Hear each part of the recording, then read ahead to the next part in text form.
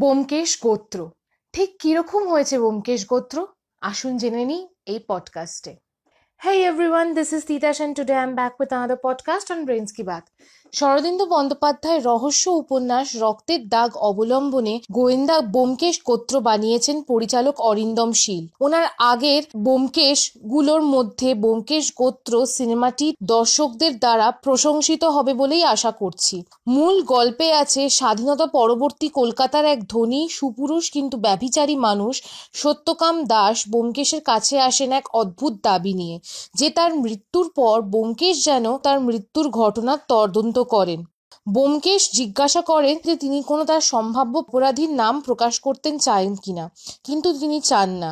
এই গল্পটিতে পরিচালক চিত্রায়িত করেছেন মুসৌরির পাহাড়ে। পাহাড়ের দুর্দান্ত পরিবেশ ও রহস্যের বাঁক এই গল্পের সাথে সুন্দর মানিয়েছে। তার সাথে পড়তে পড়তে তিনি যোগ করেছেন ব্যভিচার, উত্তেজনা ও রহস্য, যা দর্শককে একাত্ম হতে সাহায্য করবে। অভিনয়ের দিক থেকে বলতে গেলে সত্যকাম দাসের চরিত্রে অর্জুন চক্রবর্তীকে হ্যাটস অফ জানানোই উচিত। এক কথায় তাকে আমার অসাধারণ লেগেছে। আশা করি এরপর তাকে আরও চ্যালেঞ্জিং চরিত্রে দেখতে পাবো। সত্যবতীর চরিত্রে সোহিনী সরকারকে আমার বরাবরই খুব মিষ্টি এবং সুন্দর লাগে। এই সিনেমায় তার অভিনয়ের পরিচয় বেশি এবং তিনি তার সদ্ব্যবহারও করেছেন। নতুন অজিত তথা রাহুলও ভালো, তবে কিছু ক্ষেত্রে তার অভিনয় কিছুটা আরোপিত বলে আমার মনে হয়েছে। অঞ্জন দত্ত উমাপতি দাসের চরিত্রে খুব ভালো মানানসই অভিনয় করেছেন। ব্যোমকেশের চরিত্রে আবির চ্যাটার্জির আগেও যথেষ্ট সফল, এখানে তার অভিনয় আরও ক্ষুরধার হয়েছে। তার তাকানো, ডায়লগ থ্রোয়িং অনবদ্য। সত্যবতীর প্রতি সত্যকামে যে দুর্বলতা পরিচালক দেখিয়েছেন সেটা বাড়াবাড়ি লেগেছে আমার।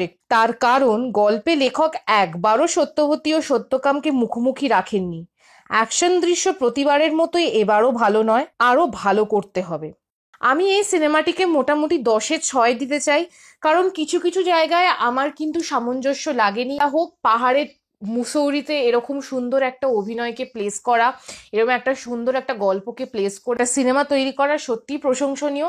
এবং আবির চট্টোপাধ্যায় সম্পর্কে নতুন করে বলার কিছু নেই। আর অর্জুন চক্রবর্তী বরাবরই খুব ভালো অভিনয় করেন। তো এই হচ্ছে ব্যোমকেশ গোত্র review podcast. If you like this video, give it a big fat thumbs up. Don't forget to subscribe to our channel. Let us know in the comment section below what you think about Byomkesh গোত্র। তাছাড়া আমরা Kishore Kumar junior এক যে ছিল রাজা মনোজদের অদ্ভুত বাড়ির ওপর একটা পডকাস্ট রিভিউ করেছি। লিঙ্ক ডেসক্রিপশন বক্সেই পাবেন, না হলে চ্যানেলে গিয়ে দেখে নিন, আপনার বেশ ভালোই লাগবে।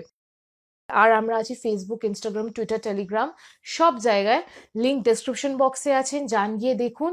ফলো করুন আমাদেরকে, লাইক করুন, আর হ্যাঁ, সাবস্ক্রাইব করবেন আমাদের চ্যানেলটাকে। আমরা অলরেডি 1000-এ পৌঁছে গেছি। আপনারা সাবস্ক্রাইব করুন যদি ভালো লেগে থাকে। এবং ব্যাস, I'll end my podcast right over here. This is Titash signing off from Brains Ki Baat. Bye.